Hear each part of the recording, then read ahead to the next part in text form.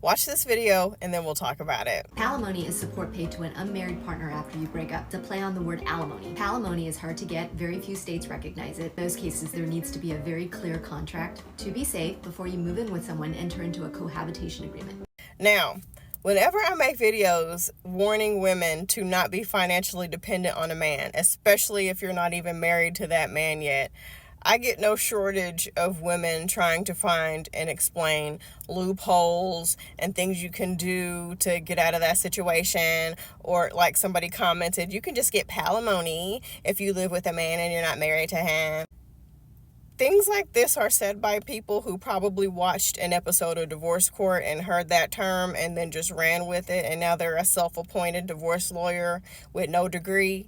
As the lawyer said in the video, it is extremely hard to get, and not a lot of states recognize it. So even if you live in a state that recognizes it, you probably are not going to get it. It's not something that you hear being awarded to people all the time. And if you are in a situation where you can sue and get money, it's a long, drawn-out process, and you probably aren't going to get a dime back after you pay for lawyers and court costs. So here's my point to that, and I'm just going to be me. Angry, aggressive, feminist, whatever. How about we not do dumb shit to begin with? There's always that. How about we not put ourselves in situations where, I get it, you know, if you're married and you want to be a stay-at-home mom, or if y'all are living together and you want to be, okay, whatever, do what works for you. But we got to start thinking with our heads, y'all. How many times do I have to say this? We have to start thinking with our heads. I get it, you love him. He would never do anything like that to me. Okay. Courtrooms are full of women who once thought that about their partner, so keep that in mind. But we have to start thinking with our heads. What would I do if something happened in our relationship and the money dried up for me? What would I do if this man cheated on me? What would I do if something happened and I was getting abused? What would happen if I got sick of him one day and didn't want to be with him anymore? How would I financially support my kids? And I want you to think about that without pretend like child support, alimony, palimony doesn't exist. Because a lot of cases you take these guys to court and they don't pay.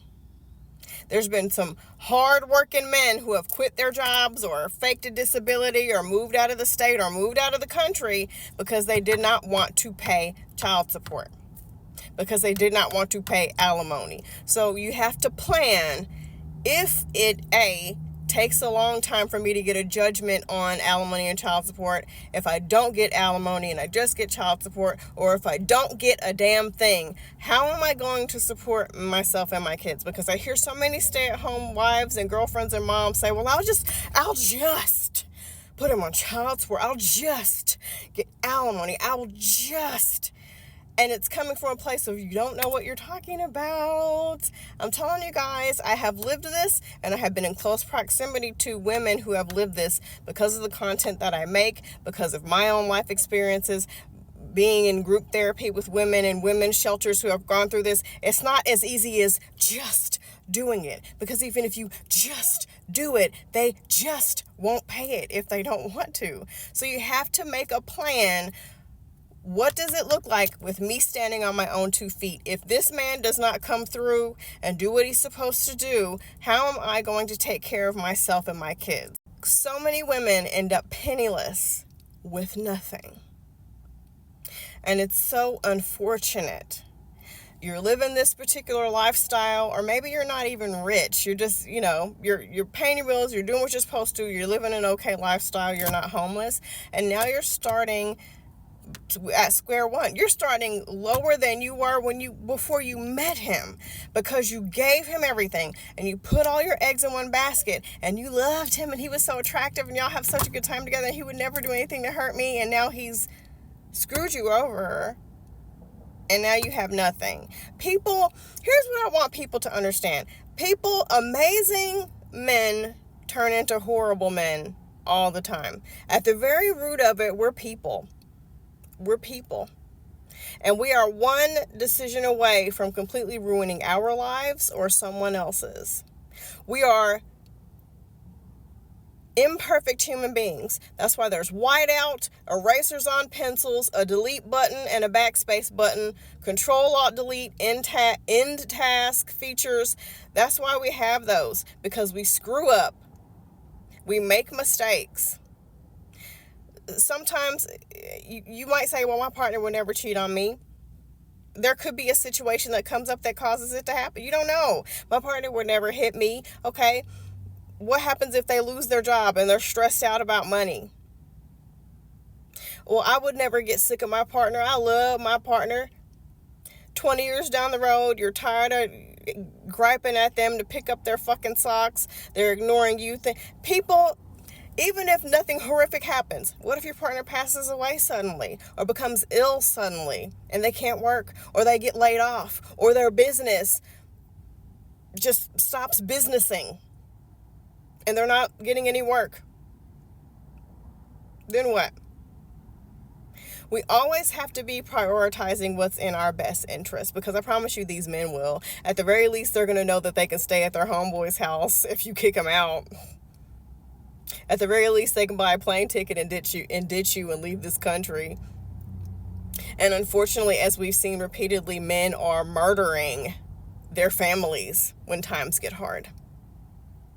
So I need women to start using their heads. Call me angry, aggressive, pushy, whatever. I care about you, and I especially care about your children. And I want to know that if anything were to happen, good or bad, whether it's your decision, their decision, or just a horrible life event, I want to know that you and or your kids are okay.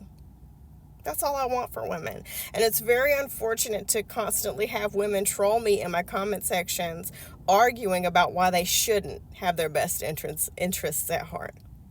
Arguing about how they shouldn't value their contributions to the family just because they work inside the home, or they don't work as much, or their partner does this.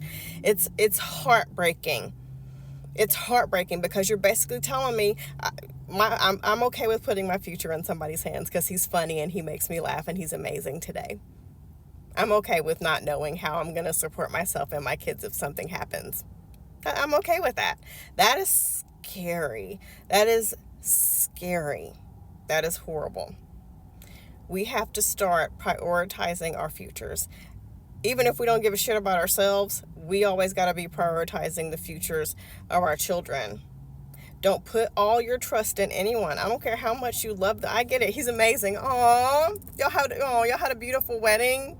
He's an amazing father. Aww. Have a plan. Have a plan to where if this happens, this is what's going to happen, and this is what's going to happen, and me and my kids are going to be okay.